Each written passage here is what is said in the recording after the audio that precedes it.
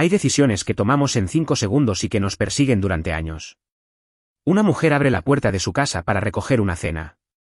Un gesto de cortesía, una sonrisa, un gracias y un cerrojo que se cierra. Nada debería haber pasado después. Pero pasó, y lo que pasó le costó el trabajo a un hombre y el sueño a ella.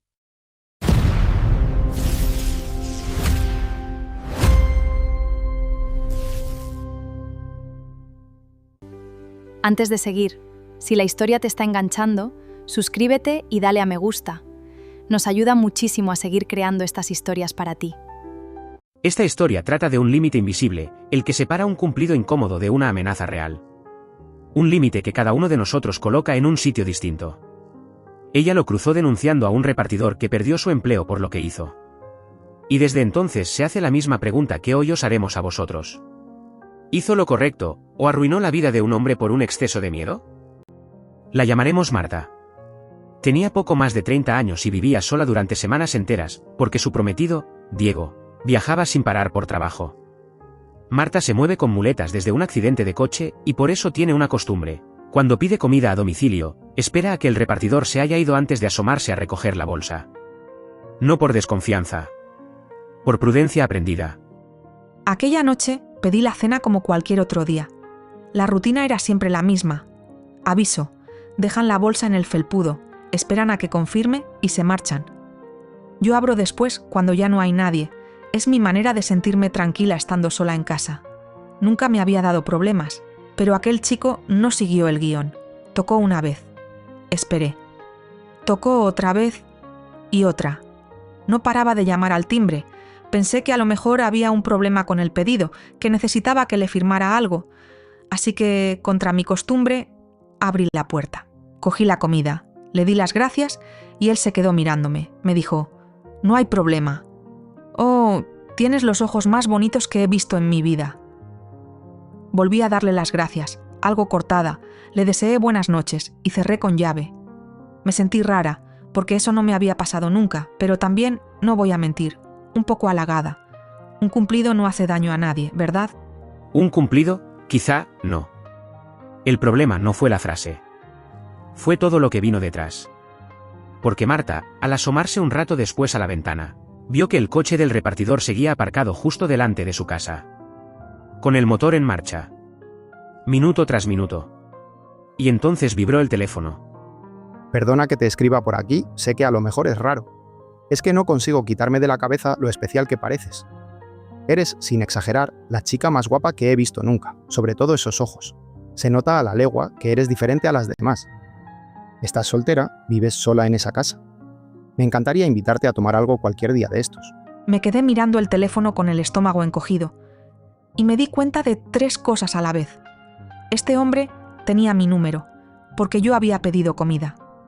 Sabía exactamente dónde vivía, porque acababa de traérmela, y sabía que había abierto la puerta yo sola, y su coche seguía ahí fuera, sin moverse. En ese momento el halago se convirtió en otra cosa. Se me heló la sangre. Ya no pensaba en si era guapo o feo lo que me había dicho. Pensaba en que un desconocido con mi dirección no se marchaba de mi puerta y me estaba preguntando si vivía sola. Cualquiera que haya sentido eso sabe que el cuerpo reacciona antes que la cabeza. El mío me estaba gritando que aquello no estaba bien. Marta hizo lo que muchos haríamos antes de tomar una decisión difícil, buscó una segunda opinión. Llamó a Diego, su prometido, que además de conocerla mejor que nadie tenía un dato relevante. Él mismo había trabajado repartiendo comida a domicilio durante más de un año.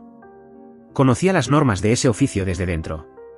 Cuando descolgué y oí su voz, supe al instante que algo iba mal. Hablaba rápido, bajito, como si tuviera miedo de que la oyeran. Lo primero que le pedí fue que comprobara que el cerrojo estaba echado, mientras seguíamos al teléfono, y luego que me contara despacio qué había pasado. Yo repartí durante más de un año, y sé perfectamente lo que se puede hacer y lo que no. El número del cliente aparece en la aplicación solo para avisar de que llegas o para resolver un problema con el pedido. Usarlo para escribirle a una clienta por privado y pedirle una cita es una línea que no se cruza jamás. No es una zona gris, es un no rotundo y todos lo sabemos desde el primer día. Así que se lo dije claro, no estás exagerando, Marta. Haz capturas de todos los mensajes ahora mismo antes de que él pueda borrarlos, denúncialo a la plataforma y no le abras la puerta tosuta a nadie hasta que ese coche se haya ido. Avísame en cuanto arranque. Yo estaba a cientos de kilómetros en un hotel y lo único que podía hacer era quedarme al teléfono con ella hasta que pasara el peligro.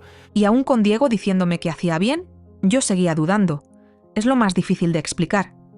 Una parte de mí pensaba, pobre chico, a lo mejor es tímido y torpe y se ha armado de valor de la peor manera posible. A lo mejor le estoy montando un drama por un piropo mal dado. ¿Quién soy yo para meterle en un lío? Pero había otra parte, la que seguía viendo aquel coche parado bajo la farola, que me decía que dejara de disculpar a un desconocido y empezara a hacerme caso a mí misma, que el miedo que sentía no era una exageración, era información. Esa duda, esa culpa por protegerse, no es casual. Es uno de los mecanismos más estudiados en las situaciones de acoso. La víctima dedica más energía a justificar al que la incomoda que a cuidarse a sí misma. Marta tardó más en denunciar por miedo a ser injusta que por miedo al propio repartidor. Al final, reunió las capturas y escribió a la empresa. Al otro lado del formulario de reclamación había una persona. Una gestora de incidencias que llamaremos Lucía, encargada de revisar casos como este todos los días. Cuando abrí su reclamación y leí los mensajes que había adjuntado, no tuve ninguna duda. Nuestras normas sobre esto son de las más claras que existen. Los datos de contacto de un cliente son única y exclusivamente para completar la entrega. Escribir fuera de la aplicación para insinuarse a una clienta es una falta grave y está tipificada como tal. No es una opinión mía, está por escrito y cada repartidor lo acepta al darse de alta. La gente se imagina que estas decisiones se toman en caliente por una queja y ya, no funciona así. Revisamos el historial completo del repartidor, confirmamos que los mensajes salieron de su número asociado, comprobamos la hora de la entrega y la hora de los mensajes. Todo tenía que encajar. Y encajaba. El pedido, la dirección, la insistencia, la cita. A partir de ahí, la conclusión era una sola. Y sí, sé que hay un ser humano al otro lado que se queda sin ingresos, lo sé y no me da igual, pero mi trabajo es proteger a quien confía en nosotros para que le lleven la cena a casa. Si una clienta no puede abrir su puerta sin miedo a que el repartidor la persiga, hemos fallado en lo más básico. El repartidor fue despedido. Para Marta, el alivio de saber que aquel hombre ya no tendría su dirección duró poco. Porque en cuanto pasó el susto, apareció la otra voz, la de la culpa, y no se ha ido del todo. ¿Y si aquel chico necesitaba ese trabajo para comer? ¿Y si le había arrancado el sustento por una torpeza sin mala intención? Y aquí es justo donde debemos escuchar la otra versión. Porque también existe, y también tiene a alguien contándola. Yo solo le dije que era guapa, desde cuando eso es un delito. Reparto 12 horas al día, sábados incluidos, para pagar un alquiler que no para de subir, y de un día para otro me quedo en la calle por 2 mensajes. Ni la toqué, ni la amenacé, ni volví a su casa. Reconozco que insistí, y que escribirle por privado estuvo fuera de lugar, pero no pretendía asustar a nadie. Simplemente me gustó y no supe frenar a tiempo. La gente habla muy fácil de consecuencias. ¿Sabéis lo que es que te echen y que quede registrado el motivo de la baja? Ahora, cada vez que intento entrar en otra plataforma, arrastro esa marca detrás. Perdí muchísimo más que un empleo por no haber sabido callarme a tiempo. Pagué un precio enorme, y sigo pagándolo. Por 5 minutos de estupidez de un tío que se sintió solo.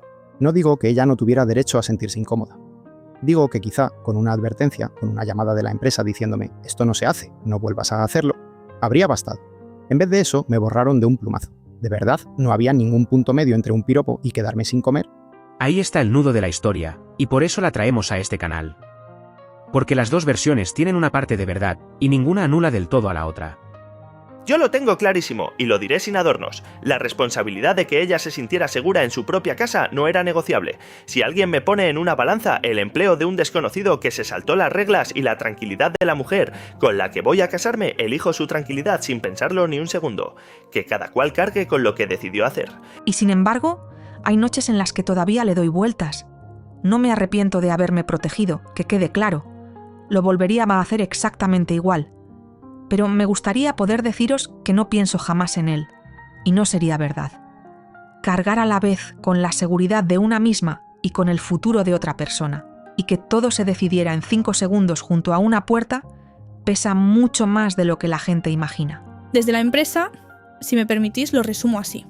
Preferimos 1000 veces perder a un repartidor que perder la confianza de una clienta que ya no se atreve a abrir su puerta. Suena duro, pero esa es la línea, y no la vamos a mover por pena. La pena no protege a nadie de madrugada. Los datos ayudan a entender por qué Marta reaccionó como reaccionó, y también por qué dudó tanto.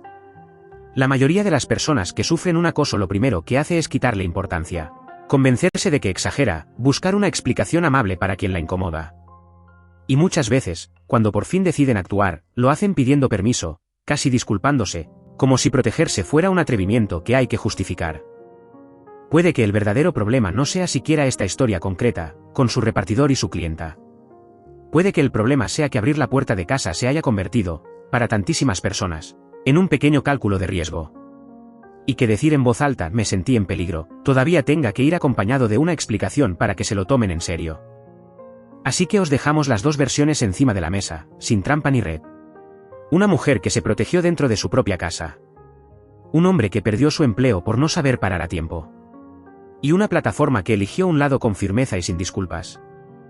Ahora os toca a vosotros. ¿Hizo Marta lo correcto al denunciarlo, aunque eso le costara el trabajo a él? ¿O fue un castigo demasiado grande para un cumplido que se pasó de la raya? Escribidnoslo en los comentarios. Y fijaos en una cosa, muchas veces vuestra respuesta habla más de dónde estáis vosotros que de dónde estaban ellos aquella noche.